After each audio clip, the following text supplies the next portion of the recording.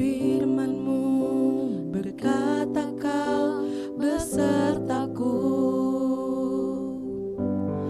maka kuat roh dan jiwaku.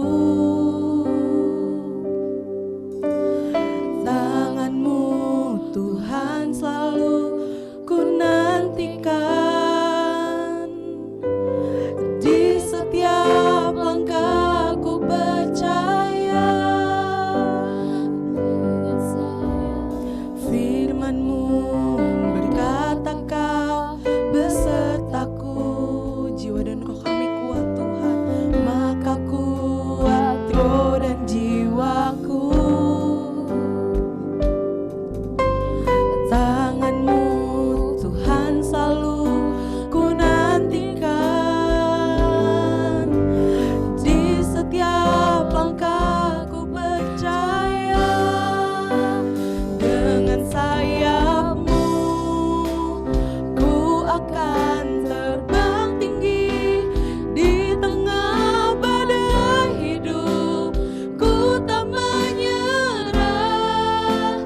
Kau kekuatan dan perlindungan bagiku, pertolongan-Mu di tempat maha tinggi. Ku mengangkat tanganku, aku berserah. Kau ku nantikan, Kau yang ku sembah, Yesusku, Rajaku. Kita angkat lagu ini dari awal, saudara. Firman-Mu berkata Kau besertaku, maka kuat roh dan jiwaku. Tangan-Mu Tuhan selalu ku nantikan, di setiap langkah ku percaya. Dengan sayap-Mu ku akan terbang tinggi, di tengah badai hidup ku tak menyerah. Kau kekuatan dan perlindungan bagiku, pertolongan-Mu di tengah maha tinggi. Ku mengangkat tanganku, aku berserah. Kau ku nantikan, Kau yang ku sembah, Yesusku, Rajaku. Dengan sayap-Mu Tuhan, dengan sayap-Mu ku akan terbang tinggi, di tengah badai hidup ku tak menyerah. Kami percaya Engkau kekuatan kami Tuhan, amin. Dan perlindungan bagi kami Tuhan, bagiku, pertolonganku di tempat maha tinggi. Ku mengangkat tanganku, aku berserah. Kau ku tunggikan, Kau yang ku sembah, Yesusku, Rajaku. Katakan dengan lembut, dengan sayap-Mu kami akan terbang tinggi Tuhan, di tengah badai hidup ini Tuhan. Kami akan bertahan Tuhan Yesus. Kami tak akan menyerah Tuhan, sebab Engkau selalu beserta kami Tuhan Yesus. Amin Tuhan. Kami percaya pertolongan-Mu dari tempat maha tinggi Tuhan. Di tempat maha tinggi Tuhan Yesus. Aku berserah, Kau ku nantikan, Kau yang ku sembah, Yesusku, Rajaku.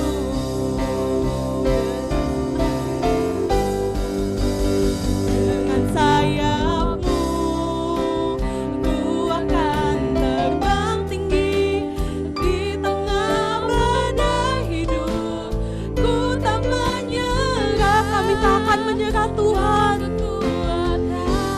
Kau kekuatan kami Tuhan Yesus. Bagiku pertolonganmu di tempat maha tinggi. Ku mengangkat tanganku, aku berserah, Kau ku nantikan, Kau yang ku sembah, Yesusku, Rajaku. Kau kekuatan bagi hidup kami, Kau yang kami sembah, Kau kekuatan kami Tuhan, tempat perlindunganku. Tuhan Yesus, terima kasih Tuhan.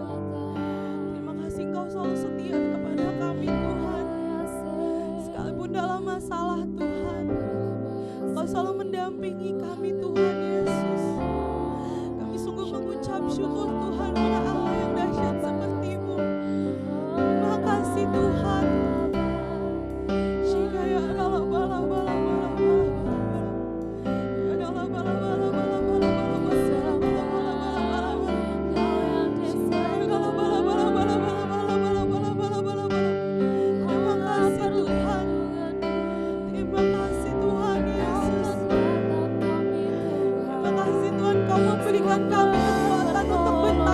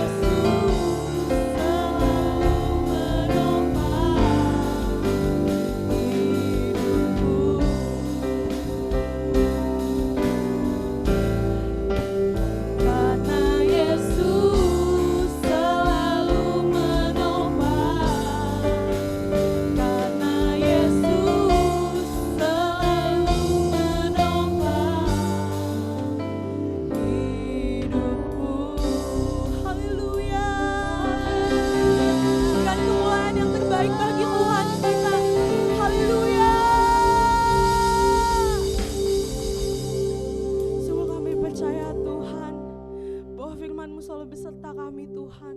Engkau selalu mendampingi kami dalam setiap apapun Tuhan yang kami lalui Tuhan. Engkau tak pernah meninggalkan kami Tuhan Yesus. Kami bersyukur punya Allah yang dahsyat seperti-Mu Tuhan. Kami mau memuji Engkau lebih lagi Tuhan, karena kami akan terbang bersama-Mu Tuhan Yesus. Yang percaya mari sama-sama kita katakan amin. Shalom. Amin. Kita mau memuji Tuhan bersama-sama saudara. Mari saya undang untuk kita semua bangkit berdiri.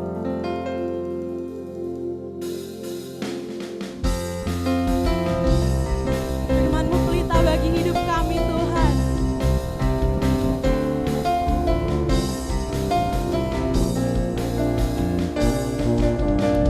Firman-Mu Tuhan pelita bagi kakiku. Janji-Mu terang bagi jalan-jalanku. Kebenaran-Mu menuntunku setiap hari. Ku menantikan-Mu, beri kekuatan baru. Ku kan terbang tinggi di awan bersama-Mu dalam kemuliaan. Sebab firman-Mu teguh menopang. Ku kan aman di dalam-Mu Tuhan. Amin. Firman-Mu Tuhan pelita bagi kakiku. Janji-Mu terang bagi jalan-jalanku. Kebenaran-Mu menuntunku setiap hari. Ku menantikan-Mu, beri kekuatan baru. Haleluya. Ku kan terbang tinggi di awan bersama-Mu dalam kemuliaan. Sebab firman-Mu teguh menopang. Ku kan aman di dalam-Mu Tuhan. Ku kan terbang tinggi di awan bersama-Mu dalam kemuliaan. Sebab firman-Mu teguh menopang. Kami akan aman di dalam-Mu Tuhan. Ku kan aman di dalam-Mu Tuhan. Ku kan aman di dalam-Mu Tuhan.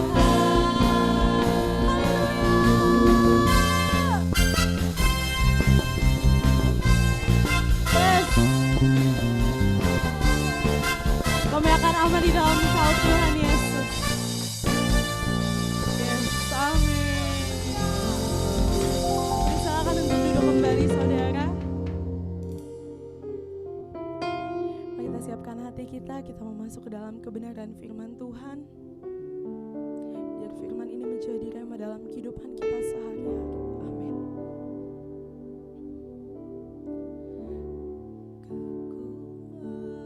Kekuatan di hidupku, ku dapat dalam Yesus. Dia tak pernah tinggalkanku.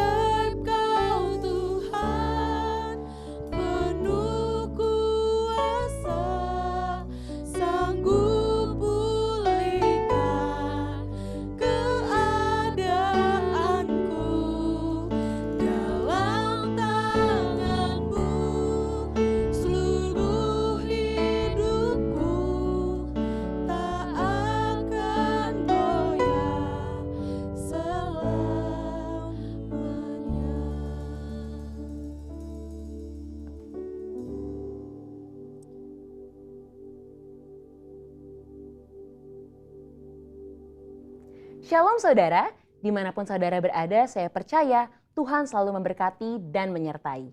Memasuki bulan Februari, keluarga besar kita GBI Jalan Jenderal Gatot Subroto selalu mempraktekkan persembahan sulung sebagai persembahan yang terbaik kepada Tuhan. Ekspresi memberi yang terbaik bisa berupa non-materi seperti ucapan syukur, penyembahan, dan melayani pekerjaan Tuhan, serta materi. Pemberian berupa materi selain persembahan umum bisa berupa persembahan persepuluhan dan persembahan sulung yang menjadi bukti ketaatan kita kepada kebenaran firman Tuhan. Dalam edisi Voice of Pentecost kali ini, kita akan membahas tentang memberi yang terbaik secara materi. Dalam konteks Matius 7 ayat 9-11, Tuhan Yesus membuat sebuah komparasi antara pendengar pada waktu itu yang disebut dengan istilah kamu yang jahat dengan Bapamu yang di sorga.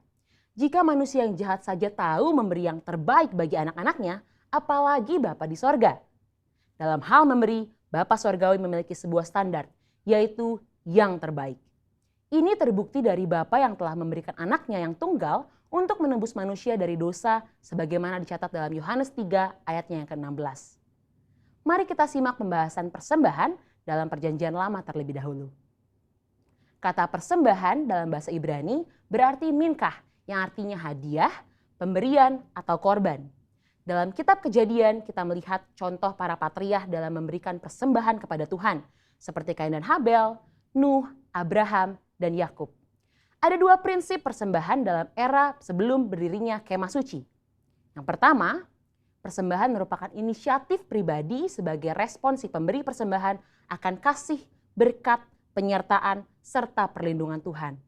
Yang kedua, persembahan diberikan berdasarkan hubungan pribadi si pemberi persembahan dengan Tuhan. Setelah berdirinya kemah suci, Tuhan memberikan hukum-hukumnya yang mengatur berbagai jenis korban sebagai persembahan. Walaupun jenis korban dan tata cara diatur berdasarkan hukum, aturan tersebut menjadi sarana yang memperjelas dalam hal memberi persembahan. Sehingga persembahan yang diberikan tepat seperti yang dikehendaki Tuhan. Bagaimana dalam Perjanjian Baru? Ada 3 pesan penting yang dapat kita pelajari dari Maria mengenai memberi yang terbaik. Yang pertama, mereka yang memiliki hubungan yang berkualitas dengan Tuhan umumnya memiliki standar yang tinggi dalam memberi, yakni senantiasa berupaya memberikan yang terbaik. Dalam Yohanes 12 ayat 1-8, Maria mempersembahkan setengah kati minyak narwastu murni dan menyeka kaki Yesus dengan rambutnya. Harga minyak narwastu itu adalah 300 dinar dan kita tahu bahwa 1 dinar adalah upah sehari orang bekerja. Jadi, Maria menuangkan minyak yang harganya hampir sama dengan 1 tahun upah orang bekerja. Wow, sungguh sebuah persembahan yang terbaik. Yang kedua, mereka yang tidak memiliki hubungan yang berkualitas dengan Tuhan hanya dapat memahami pemberian sebagai sebuah hukum yang tertulis. Ketika yang lainnya sudah dengan tekun dan setia mengembalikan persepuluhan, mereka masih sibuk menggali tentang apakah persepuluhan ini benar alkitabiah. Maria tidak pusing dengan apa kata orang. Dia langsung menuangkan minyak tersebut bukan karena aturan, tetapi karena ada hubungan yang personal dengan Yesus. Yang ketiga, ada sekelompok orang seperti Yudas Iskariot yang akan selalu mengkritik mereka yang memberi dengan standar yang tinggi bagi pekerjaan Tuhan melalui gereja. Ketika Maria menuangkan minyak narwastu, Yudas Iskariot mengkritisi tindakan tersebut sebagai pemborosan dan bisa dibagikan kepada orang miskin. Alkitab mencatat Yudas berkata seperti itu bukan karena memiliki belas kasihan, tetapi karena ia sering mengambil uang kas pelayanan Yesus. Dari sini kita belajar bahwa memberi bukanlah soal finansial, tetapi soal hati. Orang yang mengasihi Tuhan akan mengekspresikannya lewat perbuatan dan tindakan, seperti yang digambarkan dalam hukum yang pertama dan terutama. Kasihilah Tuhan Allahmu dengan segenap hatimu dan dengan segenap jiwamu dan dengan segenap akal budimu, dan kasihilah sesamamu manusia seperti dirimu sendiri. Ketika kita mengalami kasih yang besar dari Yesus seperti Maria, maka kita hanya akan memiliki satu standar dalam memberi, yaitu yang terbaik. Ini karena kita tahu dan sungguh sadar bahwa sebesar apapun pemberian yang bisa kita berikan, tidak akan mampu membalas apa yang sudah Tuhan Yesus lakukan di dalam hidup kita. Salah satu ekspresi pemberian terbaik yang dilakukan oleh keluarga besar GBI Jalan Jenderal Gatot Subroto sejak awal adalah persembahan sulung. Persembahan sulung yang umumnya dilakukan pada bulan Februari setiap tahunnya adalah salah satu bentuk disiplin rohani baik dalam hal jumlah, nilai persembahan, dan terlebih dalam hal kemurahan hati. Secara angka atau persentase, memberi seluruhnya atau 100% tentu adalah nilai yang sangat tinggi atau kita sebut dengan standar yang terbaik. Ini bukan berbicara soal angka saja, lebih dari itu, ini berbicara tentang hati. Salah satu contoh lainnya dalam memberi yang terbaik selain Maria di Yohanes 12 adalah jemaat di Makedonia dalam 2 Korintus 8. Di tengah kesukaran dan kemiskinan, justru sukacita mereka berlimpah, bahkan mau memberi melampaui kemampuan mereka membantu jemaat di Yerusalem. Pesan utama dari cerita ini adalah kasih karunia Tuhan mentransformasi hati dan memampukan jemaat di Makedonia untuk memberi melampaui keterbatasan mereka. Saudara, kita telah melihat dari Perjanjian Lama bahwa Tuhan menghendaki pemberian atas dasar kerelaan dan sebagai respon terhadap kebaikannya. Di dalam Perjanjian Baru kita belajar 2 contoh, yaitu Maria yang berani memberikan persembahan yang mahal harganya di kaki Yesus karena dia telah merasakan kasih Tuhan, dan dari jemaat di Makedonia dengan sukacita dan kerelaan memberi yang terbaik, bahkan melampaui kemampuan mereka. Mari kita memberi yang terbaik bagi Tuhan sebagai respon atas kasih, berkat, penyertaan dan perlindungan Tuhan di dalam hidup kita yang didasari oleh iman kita kepadanya. Saudara, untuk penjelasan lebih lengkapnya dari tim atas atau scan QR Code yang tersedia. Selamat memberi yang terbaik. Tuhan Yesus memberkati.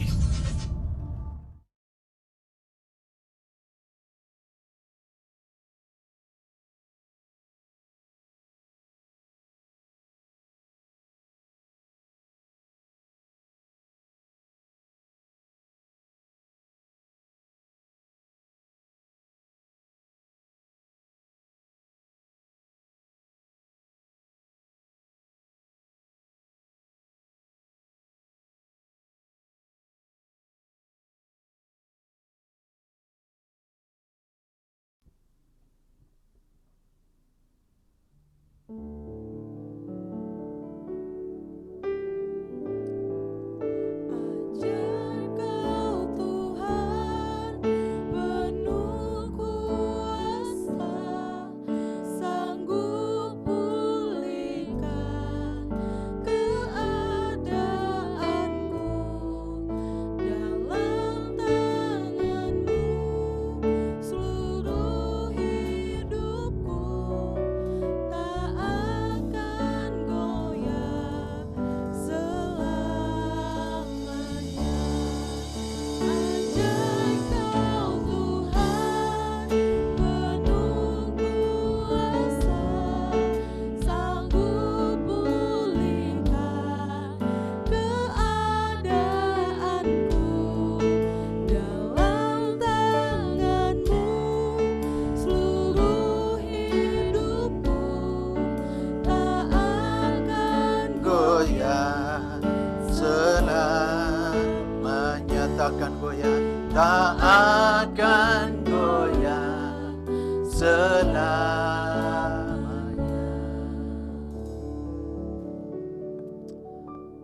Terima kasih Bapa yang baik, kami bersyukur pagi hari ini Tuhan. Sungguh Engkau Allah yang memberikan kekuatan bagi kami, Allah yang menyertai, Allah Immanuel yang menuntun dan bahkan memimpin seluruh hidup kami. Kami bersyukur pagi hari ini kami boleh datang beribadah kepada Tuhan sebagai satu bentuk ketaatan kami, karena kami tahu siapa diri kami di hadapan Tuhan, dan kami adalah buatan ciptaan tangan Tuhan sendiri yang Kau bentuk dan serupa segambar dengan Putra-Mu yang tunggal, Kristus Yesus.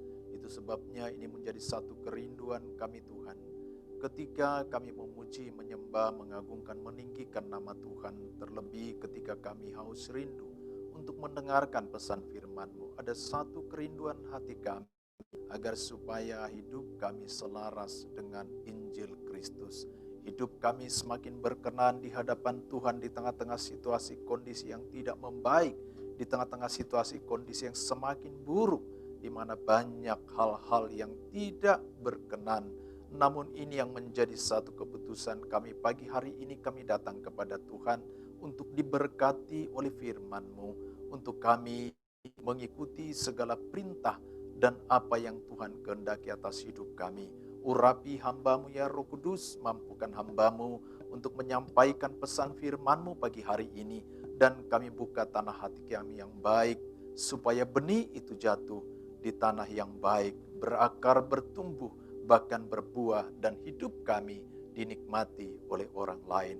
Terima kasih Bapa, kami serahkan semua pemberitaan firman ini ke dalam tangan-Mu, di dalam nama Yesus Kristus Tuhan dan Juru Selamat kami yang hidup. Sama-sama katakan, amin, amin, amin, amin, amin. Baik, Salam Bapak Ibu yang dikasihi oleh Tuhan Yesus Kristus. Puji Tuhan kita bisa kembali ada untuk beribadah kepada Tuhan, dan terlebih untuk kita mendengarkan pesan firman Tuhan, pesan di bulan Januari ini sebagaimana yang sudah disampaikan oleh Gembala Pembina kita, yaitu Bapak Niko Nyotora Harjo. Pesan atau visi di dalam bulan sepanjang tahun 2021 ini, yaitu berbicara tentang tahun integritas, the year of integrity. Saudaraku kasih dalam Tuhan, apakah itu integritas? Saudara, saya percaya ini bukan sesuatu yang jarang kita dengar, atau sesuatu yang aneh, ataupun sesuatu yang kurang kita pahami. Tapi saya yakin dan percaya bahwa semua kita tahu apa itu tentang integritas. Akan tetapi saya juga akan mengingatkan kembali bahwa integritas itu mencakup seluruh aspek kehidupan kita.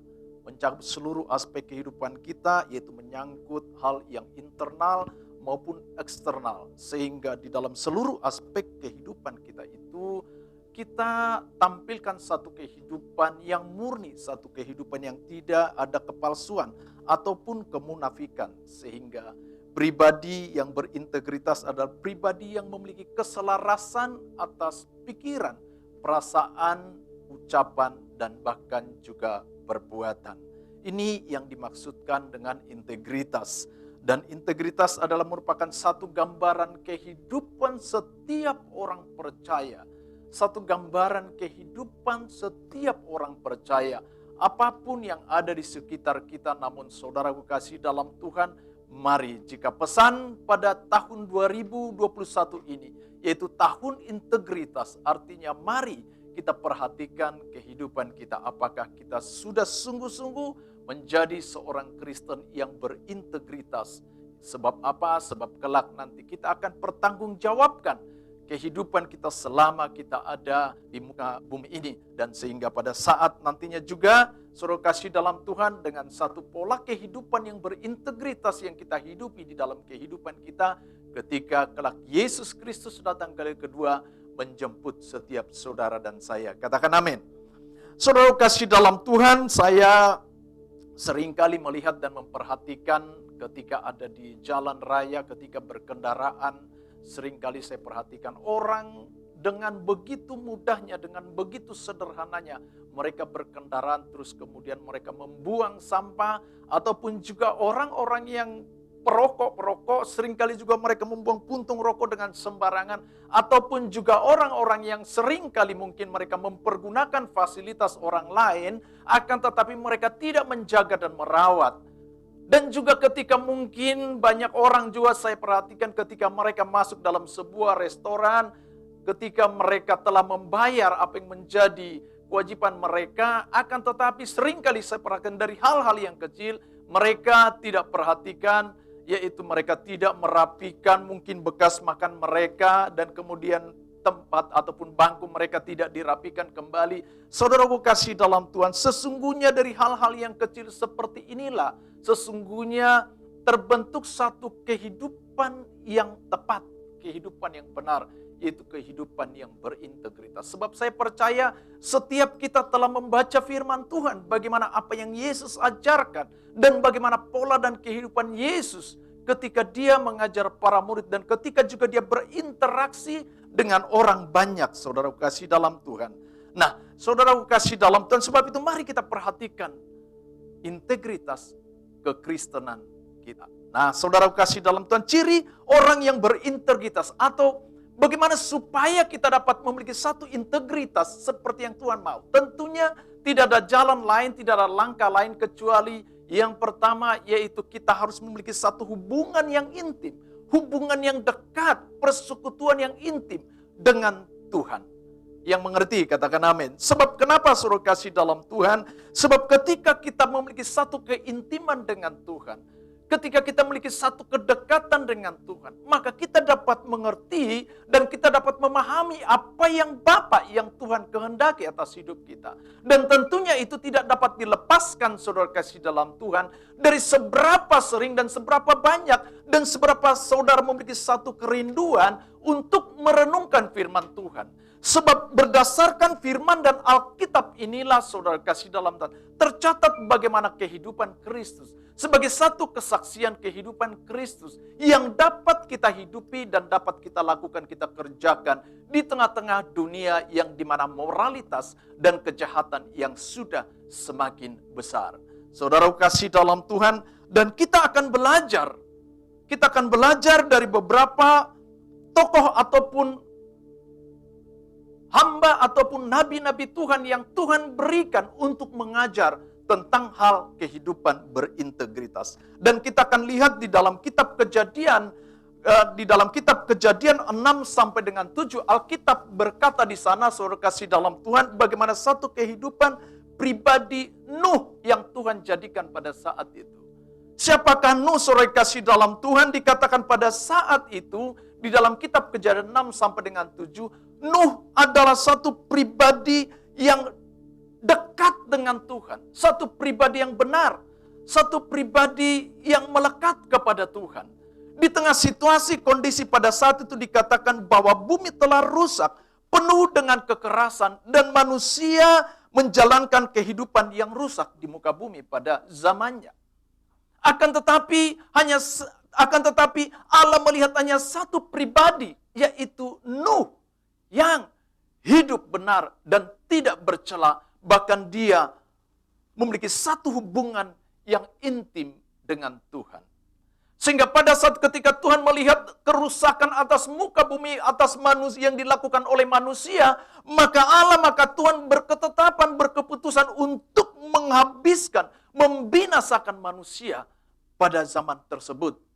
Saudara kasih dalam Tuhan. Namun ketika Tuhan melihat ada satu pribadi Nuh dan kemudian dia berkata, Nuh, persiapkanlah bahtera. Dan apa yang Nuh lakukan, saudara kasih dalam Tuhan? Karena Nuh adalah pribadi yang melekat dengan Tuhan, maka dia taat dan melakukan apa yang Tuhan perintahkan kepada dia. Meskipun situasi kondisi pada saat itu bahwa bukan situasi kondisi yaitu banjir ataupun badai yang begitu besar, tidak. Hal-hal yang tidak normal, yang Tuhan perintahkan kepada Nuh. Akan tetapi Nuh dia taat dan dia buat. Dan apa yang terjadi akhirnya, saudara kasih dalam Tuhan. Maka ketika dikatakan banjir yang begitu luar biasa, hujan yang tidak berhenti. Sehingga pada saat itu manusia binasa, kecuali Nuh dan juga keluarga beserta binatang yang masuk ke dalam bahtera. Dan Tuhan pakai Nuh sebagai perpanjangan tangan Tuhan dalam pemeliharaan manusia. Saya percaya, saudara kasih dalam Tuhan, jika saudara dan saya memiliki satu hubungan yang intim dengan Allah, hidup benar dan tidak bercela, maka saya percaya setiap kita akan Tuhan jadikan sebagai alat perpanjangan tangan Tuhan dalam pemeliharaan orang-orang lain. Katakan amin. Saudara kasih dalam Tuhan, kita akan melihat pelajaran yang kita petik dari kehidupan dari kisah Nuh ini, saudara kasih dalam Tuhan, bagaimana dikatakan Nuh di tengah bejat dan jahatnya manusia pada zamannya. Akan tetapi dia tidak terpengaruh dengan situasi lingkungan yang terjadi. Saya membaca satu survei, satu penelitian bahwa dikatakan 70% pertumbuhan seseorang itu dipengaruhi karena faktor lingkungan. Karena faktor lingkungan. Saudara kasih dalam Tuhan. Itu sebabnya jika banyak orang-orang Kristen, orang-orang percaya yang hari-hari ini mereka jatuh dan mereka jatuh di dalam moralitas yang tidak benar dengan mengikuti segala keinginan dunia ini yang ingin menyeret mereka jatuh dan hilang dan binasa. Saudara kasih dalam, karena apa? Karena mereka hidup dan menuruti apa yang ada di sekitar, yaitu lingkungan. Sebab saya katakan tadi, 70% pertumbuhan manusia, pertumbuhan satu pribadi dipengaruhi karena faktor lingkungan. Maka penting bagi kita, saudara kasih dalam Tuhan, faktor lingkungan ada minimal 2 hal yang harus secara garis besar yang harus kita perhatikan. Yang pertama, lingkungan keluarga. Bagaimana lingkungan keluarga akan sangat membentuk satu pribadi seseorang. Dan kemudian yang kedua, faktor lingkungan yang ada di luar eksternal. Dan ini sangat menentukan, membentuk kepribadian seseorang. Itu sebabnya mari saudara kasih dalam Tuhan, jemaat yang Tuhan kasihi. Mari kita perhatikan lingkungan internal kita, keluarga kita, di mana suami, istri, dan anak-anak dipercayakan oleh Tuhan. Dan bahkan orang tua membesarkan, diberikan anugerah membesarkan anak-anak. Mari kita perhatikan agar supaya melalui lingkungan keluarga kita, kita persiapkan anak-anak yang unggul, anak-anak yang berintegritas. Karena ada hubungan yang intim di tengah-tengah keluarga, orang tua, anak-anak, dan juga kepada Allah Bapa di surga. Katakan amin. Saudara kasih dalam Tuhan, itu sebabnya saudara kasih dalam Tuhan, pesan saya memiliki sikap takut akan Tuhan, maka itu akan membentuk dan menjadi satu pribadi yang berintegritas. Sebab apa? Injil Matius 5 kita buka apa yang Yesus katakan di dalam Injil Matius 5, saudara kasih dalam Tuhan. Matius 5 ayat 13, Yesus berkata demikian, kamu adalah garam dunia. Jika garam itu menjadi tawar, dengan apakah ia diasinkan? Tidak ada lagi gunanya selain dibuang dan diinjak orang. Saudaraku, pada zaman ketika konteks di dalam Alkitab ini bahwa garam itu bukan bentuk seperti sekarang ya, butir-butiran, bukan. Akan tetapi satu bentuk seperti kayak batu, diikat kemudian kalau orang masak maka dimasukkan. Maka ketika sudah tidak ada rasa lagi, maka akan dibuang, saudara kasih dalam Tuhan. Tapi kalau sekarang kan batu penuh dengan butir-butiran seperti itu. Saudara kasih dalam Tuhan, Yesus berkata menggambarkan ini bahwa sesungguhnya kehidupan saudara dan saya harus memberikan satu warna yang berbeda dari lingkungan yang ada. Sebab kenapa saudara kasih dalam Tuhan, kelak kehidupan kita harus kita pertanggungjawabkan. Sehingga Yesus katakan jika garam itu sudah tidak asin lagi, maka untuk apa lagi? Lebih baik dibuang dan itu akan diinjak orang. Artinya apa saudara kasih dalam Tuhan? Yesus sedang berkata, mari kita perhatikan integritas kehidupan kita. Jika kita berkata bahwa kita adalah orang yang percaya kepada Kristus, maka bagaimana kita menghidupi kehidupan Kristus? Itu yang harus kita tampilkan di dalam kehidupan di sekitar dan lingkungan saudara dan saya. Oleh sebab itu saudara kasih dalam Tuhan, tidak ada kata lain bagi kita untuk supaya membentuk satu kepribadian yang berintegritas. Mari miliki hubungan yang intim dengan Tuhan. Saudara kasih dalam Tuhan, dikatakan demikian seringkali di luar. Seorang anak dapat dilihat bagaimana orang tuanya. Siapa anak kita, orang lain kan melihat bagaimana orang tuanya. Saudara kasih dalam Tuhan, tidak akan mungkin pohon yang baik menghasilkan buah yang tidak baik. Jika hubungan yang intim orang tua dengan Tuhan, maka saya percaya ini akan mentransfer pengurapan kepada anak-anak. Sehingga anak-anak memiliki satu kehidupan yang dia lihat dari orang tua, sosok orang tua. Itu sebabnya saudara kasih dalam Tuhan, mari kita perhatikan tentang hal ini. Amin. Nah yang kedua, tokoh yang kedua Alkitab mencatat yaitu kisah bagaimana Yusuf. Kisah bagaimana kehidupan Yusuf yang dibenci, yang dijual saudara-saudaranya dan kemudian dijual saudara-saudara kepada musafir dan kemudian dibawa ke Mesir sebagai budak dan dipekerjakan di rumah seorang perwira di Mesir yaitu Potifar dan kemudian dia memperoleh satu kepercayaan besar. Kemudian dia difitnah, masuk di dalam penjara, dan akhirnya dari penjara tersebut menghantarkan Yusuf menduduki satu posisi yang penting sebagai Perdana Menteri yang ada di Mesir pada saat itu. bahkan juga Tuhan pakai sebagai alat pemeliharaan, yaitu bangsa Israel. Saudara kasih dalam Tuhan, makanya saudara kasih dalam Tuhan, jika kita masuk dalam sebuah proses yang Tuhan izinkan dalam kehidupan kita, jangan pernah berontak. Sebab setiap proses yang kita alami tersebut akan membentuk satu kepribadian dan memurnikan kepribadian kita. Seperti yang Yusuf alami pada saat itu. Jangan sampai ketika kita diproses menghilangkan sukacita kita. Dan kemudian jangan menyesali diri dan jangan kehilangan sukacita, tetapi tetaplah dalam sikap tindakan yang benar dan tepat, maka pada waktunya Tuhan pasti akan mengangkat dan mempromosikan saudara. Katakan amin. Ada satu hal yang sangat luar biasa yang Tuhan buat melalui satu pribadi Yusuf ini di dalam proses yang dialami tersebut, sehingga membentuk dia, menjadikan dia satu pribadi yang sangat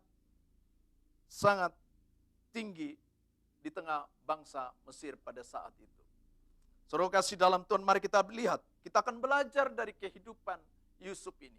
Apa yang dapat kita petik dari kehidupan pribadi Yusuf ini? Yang pertama, di dalam kitab Kejadian 39, di dalam kitab Kejadian 39,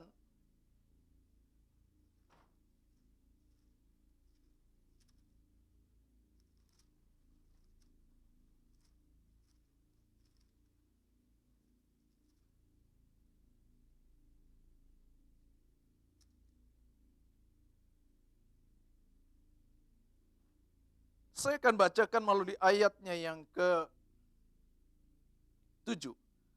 Sedang beberapa waktu istri tuannya memandang Yusuf dengan berahi, lalu katanya, marilah tidur dengan aku, tetapi Yusuf menolak dan berkata kepada istri tuannya itu, dengan bantuanku, tuanku itu tidak lagi mengatur apa yang ada di rumah ini, dan ia telah menyerahkan segala miliknya pada kekuasaanku. Bahkan di rumah ini tidak ada yang lebih besar kuasanya daripadaku. Dan tiada yang tidak diserahkannya kepadaku selain daripada engkau, sebab engkau istrinya. Selanjutnya dikatakan Yusuf begini, bagaimanakah mungkin aku melakukan kejahatan yang besar ini dan berbuat dosa terhadap Allah? Saudara kasih dalam Tuhan, meski tidak ada orang kecuali istri daripada Potifar ketika mereka ada di rumah Potifar, yang terus menggoda Yusuf, tapi Yusuf menolak untuk berbuat zina. Yusuf menolak untuk berbuat zina. Kenapa saudara kasih dalam Tuhan? Sebab Yusuf sadar betul siapa dia, bahwa kepercayaan yang diberikan oleh Potifar kepadanya harus dia pertanggungjawabkan, harus dia pegang dan dia kerjakan dengan baik.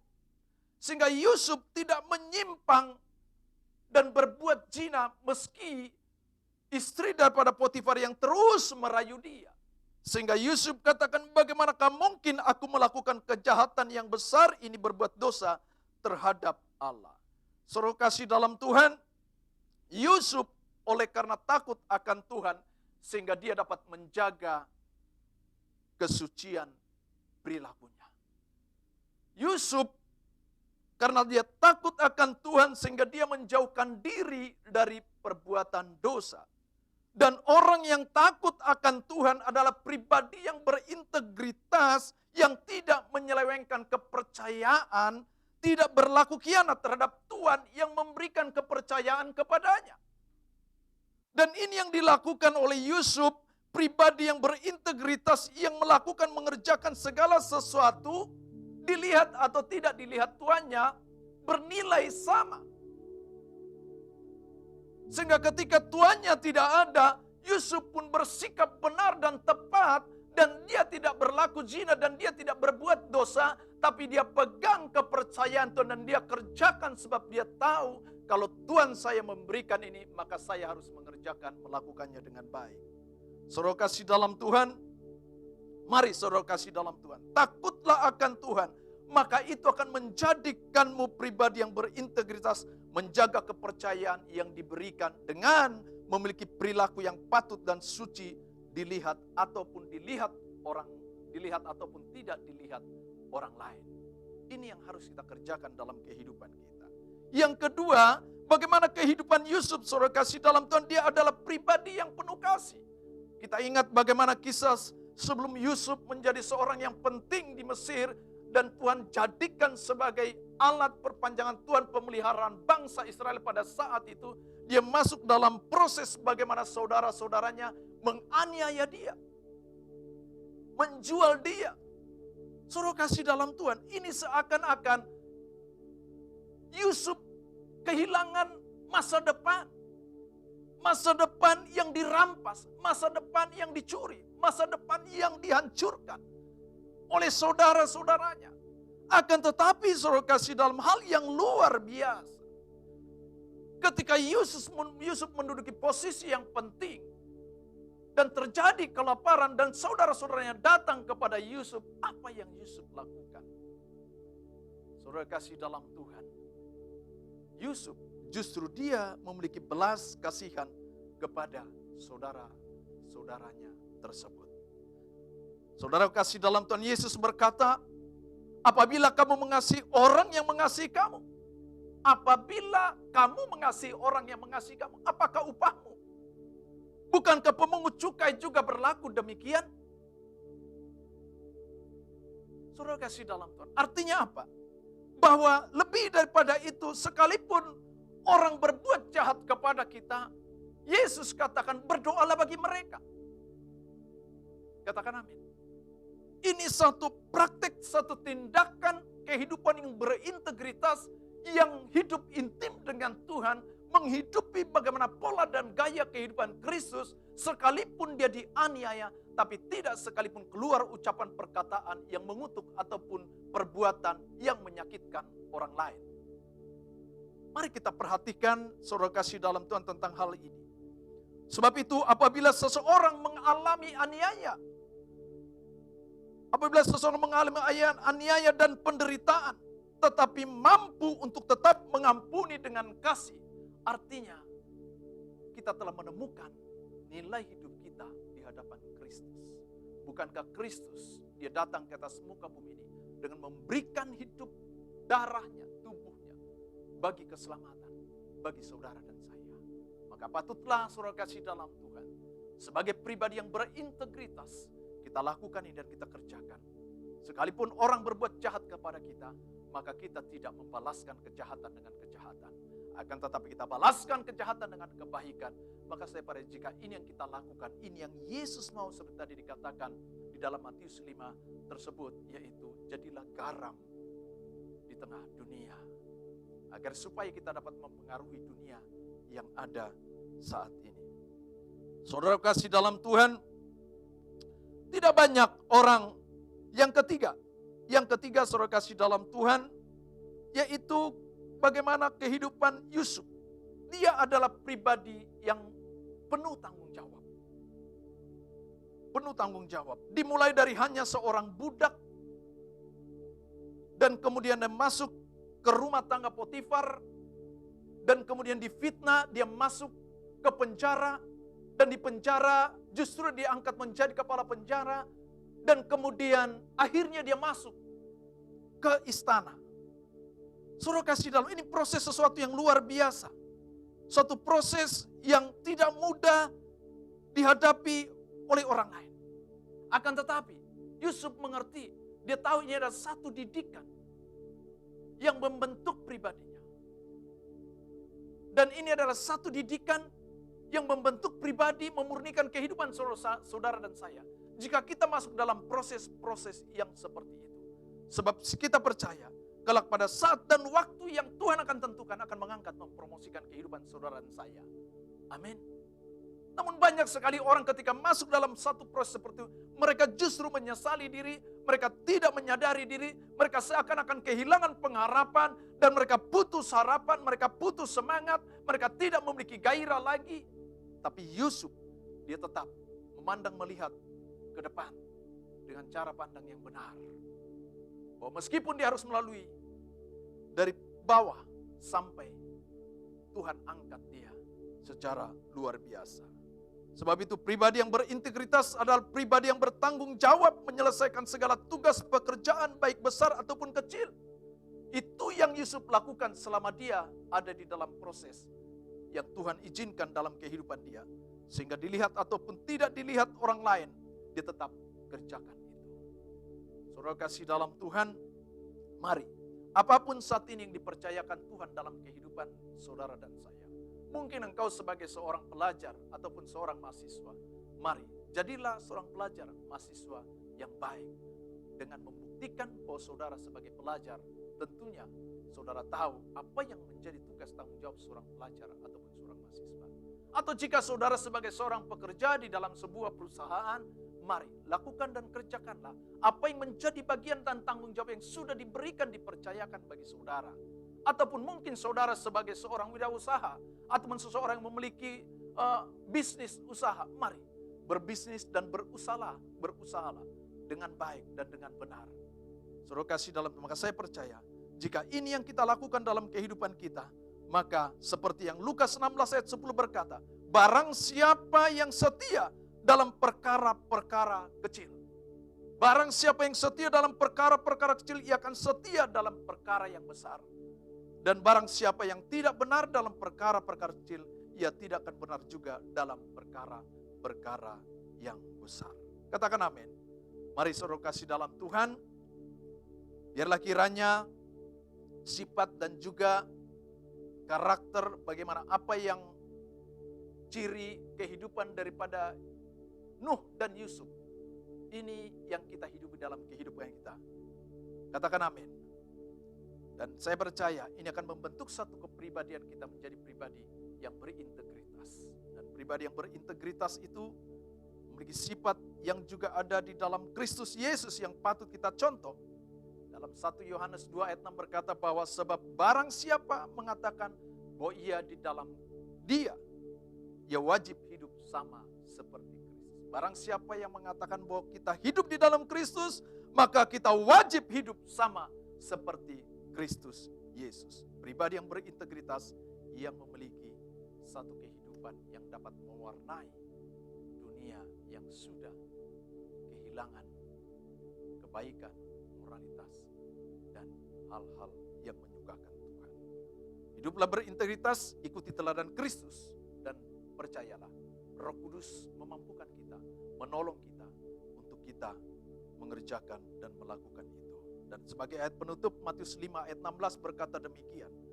Demikianlah hendaknya terangmu bercahaya di depan semua orang, supaya mereka melihat perbuatan yang baik dan memuliakan Bapamu di sorga. Ayat 48, karena itu haruslah kamu sempurna, sama seperti Bapamu yang di sorga adalah sempurna adanya. Mari saudara kasih dalam Tuhan, biarlah kita hidup di tahun 2021 ini, tahun integritas.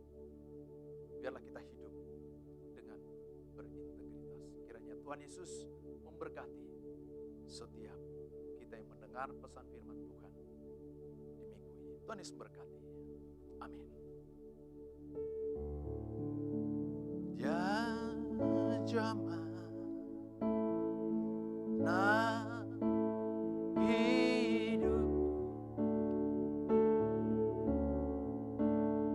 dan beri damai di hatiku.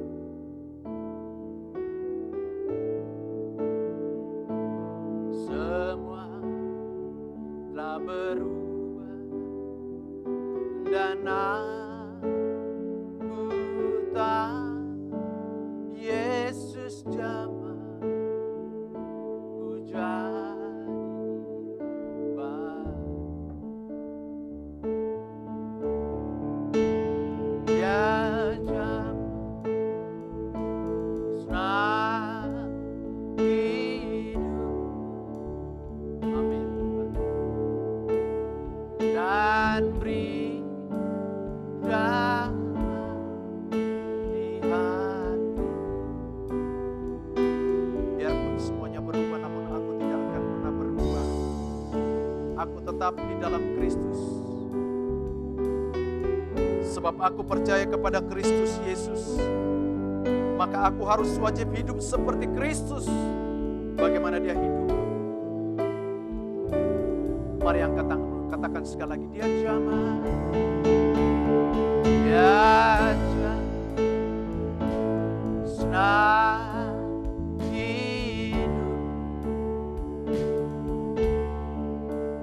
dan beri damai di hati.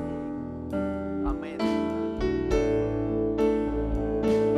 Semua telah berubah dan aku tahu Yesus jamah ku jadi baik. Biar musik saja. Ya Tuhan.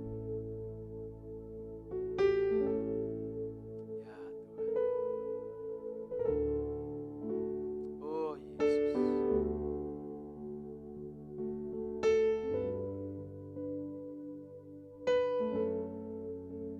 Oh Yesus.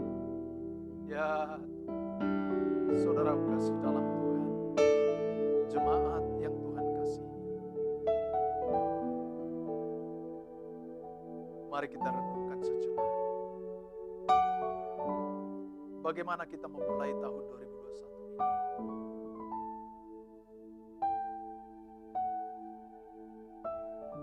Pagi hari ini, pesan firman Tuhan bagi kita. Tahun 2021 adalah tahun integritas. Mari, milikilah dan jadilah menjadi pribadi yang berintegritas. Tidak ada kepalsuan, tidak ada kemunafikan. Pikiran, perasaan, ucapan, dan bahkan perbuatan yang selaras. Dilihat atau tidak dilihat orang lain. Dengar baik, mata Tuhan tidak sedetik pun tertutup menyaksikan kehidupan kita. Jika Yesus berkata, jadilah garam dunia. Jika garam tidak lagi dapat mengasini, jika kehidupan kita tidak lagi dapat mewarnai dunia ini, apakah yang menjadi tujuan hidup kita? Saudara kasih dalam Tuhan, saudara dan saya ada di atas muka bumi ini tidak hanya sekedar hidup dan ada bersama dengan keluarga, memiliki pekerjaan, aktivitas, kegiatan, tapi lebih daripada itu, yang Tuhan kehendaki melalui sikap dan gaya kehidupan kita mewarnai dunia ini yang sudah semakin kehilangan moralitas, kejahatan yang semakin banyak, bahkan besarnya kecemasan yang ada di dunia ini. Itu sebabnya pagi hari ini, mari takutlah akan Tuhan, melekatlah kepada Tuhan. Sebab itulah yang akan memampukan saudara dan saya. Sebab itulah yang akan membentuk satu kepribadian yang berintegritas. Sehingga kita menjauhkan kejahatan.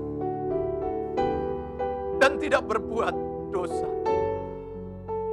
Pagi hari ini, mari saudaraku kasih dalam Tuhan. Minta Roh Kudus memenuhi hidupmu. Sebab Dia akan menolong kita. Dia akan menolong saudara dan saya. Dia akan memampukan setiap kita untuk menghidupi sebagaimana seperti Kristus hidup 2000 tahun yang lalu. Tidak ada ucapan perkataan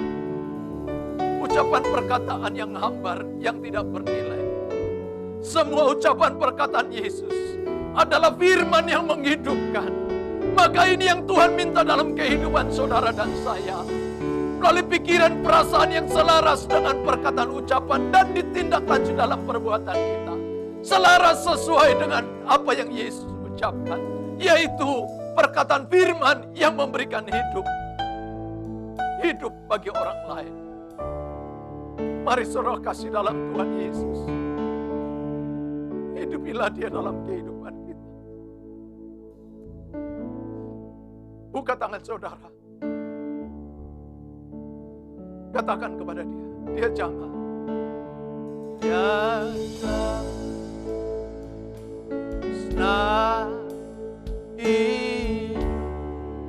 Amin. Dan beri di hati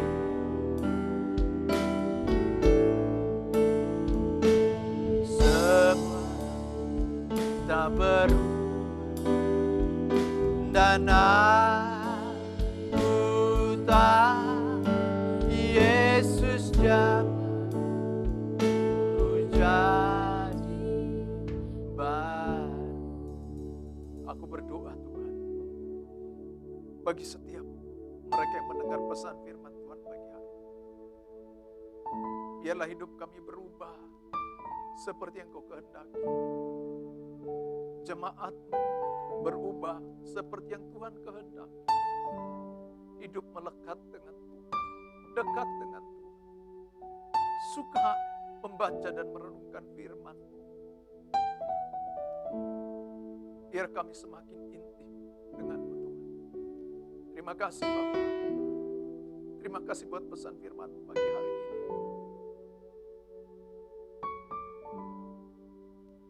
Sempurnakan apa yang telah Hamba-Mu sampaikan. Semua kami akan melakukan mengerjakan apa yang Tuhan kehendaki melalui firman yang kami baca dan kami dengar pagi hari ini.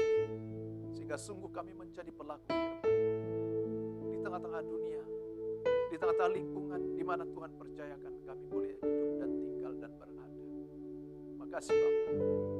Bapa di surga pagi hari ini, kami juga berdoa Tuhan, kami teringat akan musibah yang terjadi. Satu pesawat dan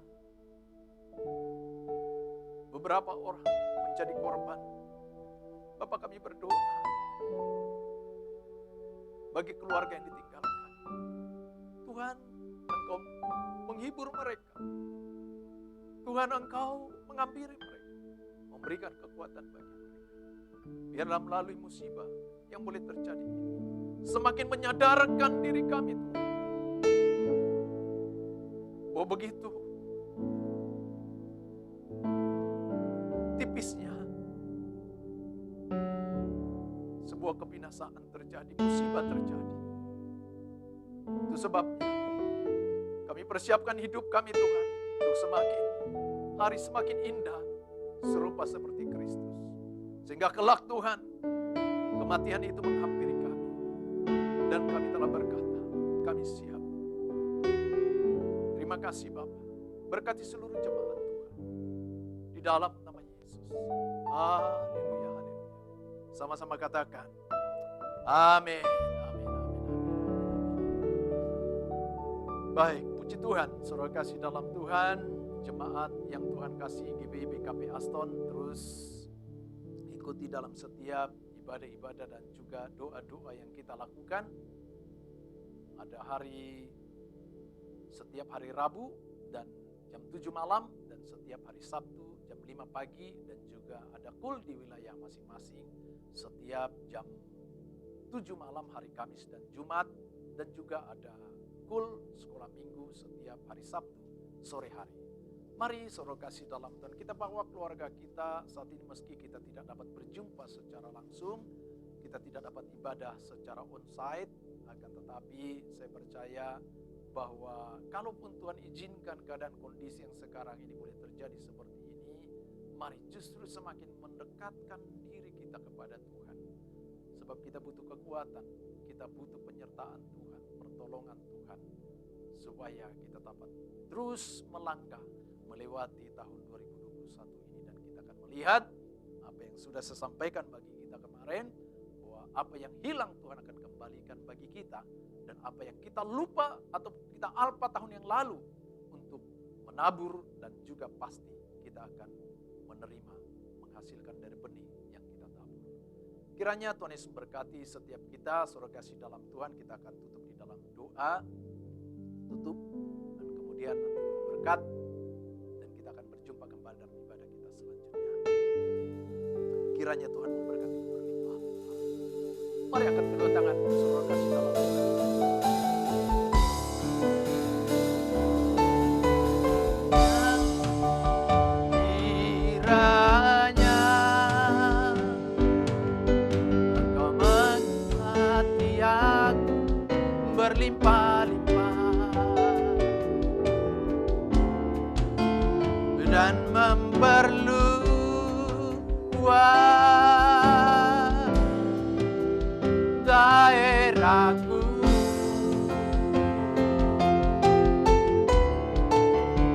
Dan kiranya tanganmu menyertai aku dan melindungi aku daripada malapetaka, sehingga kesakitan tidak menimpa aku. Sekali lagi katakan, kiranya Tuhan memberkati aku. Kiranya Engkau memberkati aku berlimpah-limpah dan memperluas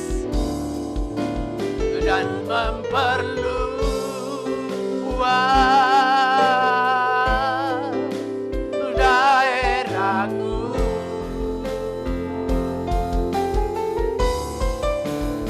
Dan kiranya tanganmu menyertai aku dan melindungi aku daripada malapetaka, sehingga kesakitan tidak menimpa aku.